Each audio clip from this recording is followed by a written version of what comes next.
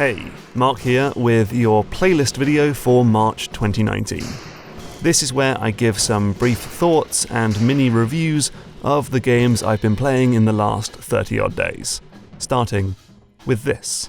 Can't let a boy do a man's job. Hey. So, Devil May Cry 5. This is a series that I have dabbled in but don't have a huge connection to. If you've never played one of these games, they're sometimes called stylish action games because while it's relatively easy to kill enemies through simple and repetitive moves, the real goal of the game is to kill enemies stylishly by chaining together attacks, using a wide range of moves, and not getting hit or letting your combo drop. You're ranked on this through a style meter that goes from D to SSS. And so it's an interesting example of a game with a pretty low skill floor, but a very high skill ceiling. You can stumble through with success, but only the advanced players will know, for example, that Dante can switch between different weapons and different stances midway through a combo, or that Nero can rev his sword like a motorbike to gain extra power. Nero is an interesting beast actually. He was introduced in DMC 4, but he has been given a pretty big overhaul in DMC 5. There are some quality of life improvements like being able to rev your sword while running, but the main thing is that his demon arm has been switched out for a robot wrist that can slot in different robot arms, and each one has unique moves. What's particularly interesting is that you can't switch between them or choose which arm to use. You only move between them when an arm explodes and is no longer in use, and then to refill that slot, you need to find arms that are scattered around the level.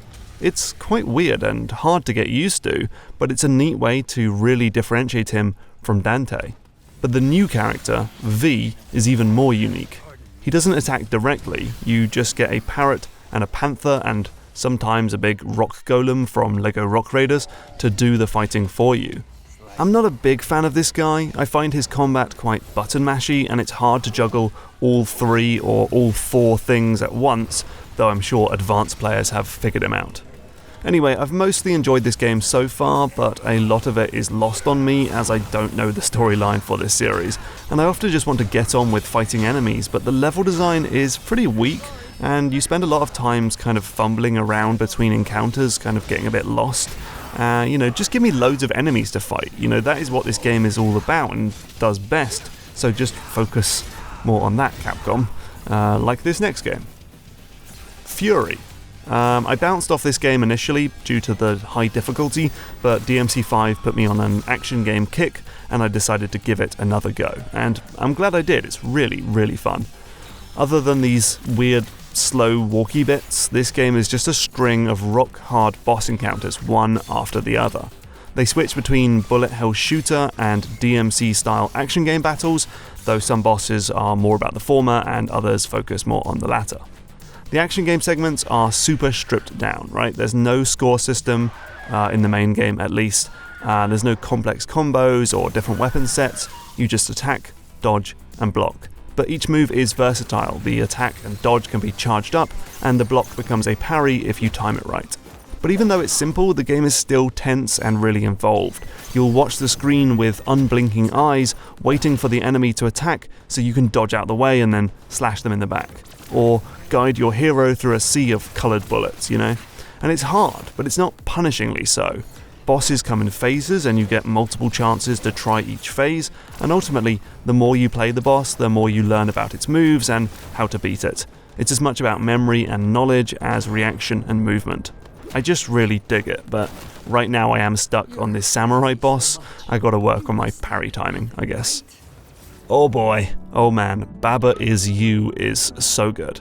This is a block pushing game like Steven Sausage Roll or A Good Snowman is Hard to Build, but what you're often pushing is these words that form sentences and then dictate the rules of the game. So the title of the game, Baba Is You, is actually 3 blocks, Baba and Is and You, and when they're placed next to each other, that forms the sentence Baba Is You and means you can take control over Baba.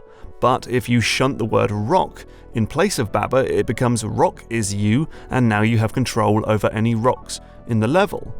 It almost becomes a game about hacking the code and tickles the same part of the brain as solving a tricky programming problem.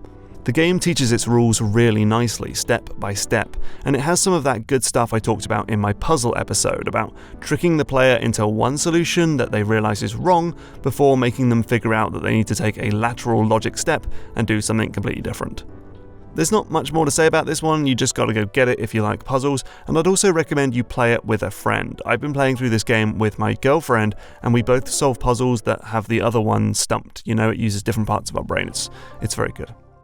So the other big action game that came out this month is Sekiro, Shadows Die Twice, or Sekiro, or whatever you call it.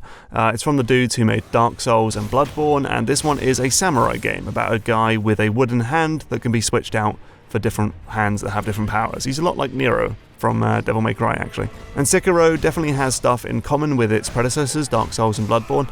The deliberate combat, the crushing difficulty, it has some of the same level design, though not the interconnected world of Dark Souls 1. But it's actually got a lot of stuff that is different. You can resurrect after death in this one, which is, completely new. The RPG elements have been replaced with a more simple skill tree. There's a huge stealth system, and you have a grappling hook that lets you Arkham Asylum your way out of danger. And the combat system is pretty different too. It's really about exhausting your foes by either overwhelming them with attacks or parrying their incoming moves. Dark Souls was obviously based around stamina, but this game puts it even more front and center. But like I say, it's also a crushingly difficult game. The skill floor is about 5 miles high, and you're going to spend hours just eating the dirt over and over again, and I'm struggling with that, I'm sure I could do it if I put the hours in, but do I want to? I don't have as much time these days to spend on the same games, and I'd rather be making a bit more progress. So, do I really want to bash my head against the same wall over and over again to make a small amount of progress? I mean, I like doing it in Fury, but in Sekiro it makes me furious. So, is it because I have to retrace my steps to get back to where I want to go? Is it because the stealth system makes it slow to take out the same enemies over and over again? Is it because dying comes with punishments, like losing half my money and seeing allies suffer from this dragon rot disease?